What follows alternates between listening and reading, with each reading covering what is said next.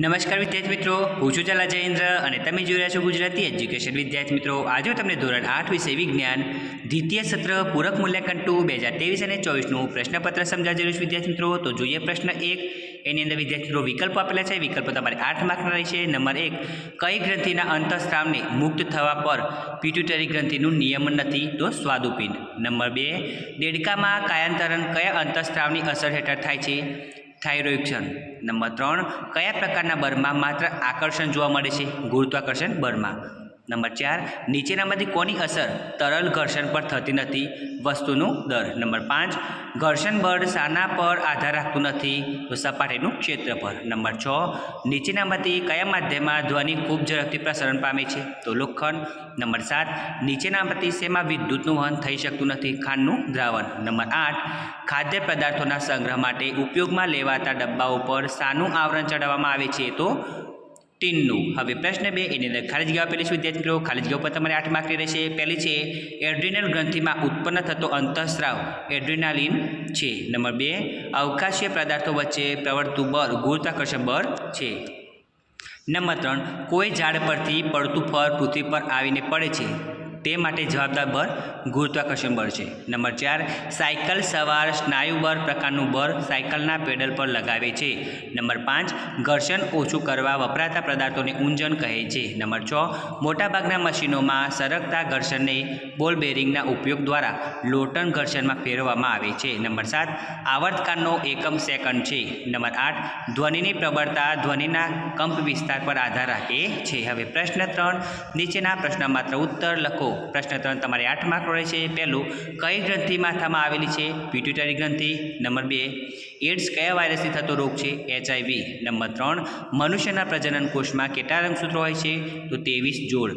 Number 4, કયા સ્તરે વાતાવરણનું દબાણ ઓછું હોય છે? પર્વતની ટોચ પર. નંબર 5, જે બળ હંમેશા ગતિનો વિરોધ કરે છે તેનું નામ આપો? તો ઘર્ષણ બળ. નંબર 6, છતના પંખાઓમાં ઘર્ષણ ઘટાડવા માટે શાનો ઉપયોગ થાય છે? બોલ બેરિંગનો. નંબર 7, ધ્વનિનું પ્રસરણ શામાં થઈ શકતું નથી? શૂન્ય અવકાશ. નંબર 8, પાણીના વિદ્યુત પૃથ્થકરણની પ્રક્રિયામાં કેથોડ પર કયો વાયુ ઉદ્ભવે છે? તો હાઇડ્રોજન. હવે પ્રશ્ન 4, નીચેના પ્રશ્નના માગ્યા મુજબ ઉત્તર લખો. ગમે તે 4 લખવાના છે મિત્રો, અને પ્રશ્ન 4 તમારે 8 માર્કનો રહેશે. નંબર 1, નીચે આપેલી અંતઃસ્રાવી ગ્રંથિઓની સામે તેમાંથી સ્રવતો અંતઃસ્રાવ જણાવો. તો અંતઃસ્રાવી ગ્રંથિ અને સ્રવિતીય અંતઃસ્રાવ.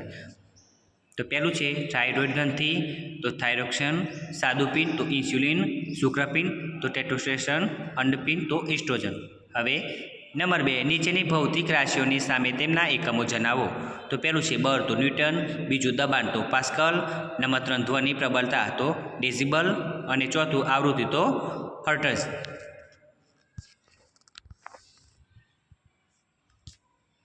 નંબર 3, નીચેના વાદ્યોમાં ધ્વનિ ઉત્પન્ન કરવા જે ભાગ કંપિત થાય છે તે લખો. વાદ્ય અને કંપિત થતો ભાગ. તો ઢોલક, ખેંચાયેલી ત્વચા. બીજું સિતાર, તો તરણાયેલી દોરી. વાંસળી, તો હવાનો સ્તંભ. મંજીરા, તો પતરા અથવા પતરા વડે બનેલી વસ્તુ. નંબર 4, વિદ્યુત ટેસ્ટરના 3 પ્રકારો લખો. Torch bulb tester, LED tester, electromagnetic tester. હવે 5, નીચેના વાદ્યોના 2 ઉદાહરણ આપો. તો તમે જોઈ શકો છો, તારવાદ્યોમાં પિયાનો, સિતાર. ત્વચાવાદ્યોમાં નગારો અને તબલા. હવે પ્રશ્ન 5, નીચેના પ્રશ્નના માગ્યા મુજબ ઉત્તર લખો. ગમે તે બી લખવાના છે વિદ્યાર્થી મિત્રો. પ્રશ્ન 5 તમારે 4 માર્કનો રહેશે. નંબર 1ની અંદર વ્યાખ્યાઓ આપો. એમાં પહેલી, દબાણ. એકમ ક્ષેત્રફળ દીઠ લાગતા બળને દબાણ કહે છે. બીજી, આવૃત્તિ. 1 સેકન્ડ દીઠ થતા દોલનોની સંખ્યાને દોલનની આવૃત્તિ કહે છે. નંબર 2, ઘર્ષણના 3 પ્રકાર જણાવો. સ્થિર ઘર્ષણ, લોટન ઘર્ષણ, સરકતું ઘર્ષણ. નંબર 3, ઘોંઘાટના 4 સ્ત્રોતો જણાવો. વાહનોનો અવાજ, ફટાકડાના ફૂટવાનો અવાજ, લાઉડ સ્પીકરોનો અવાજ, ફેક્ટરીમાં ચાલતા મશીનોનો મોટો અવાજ.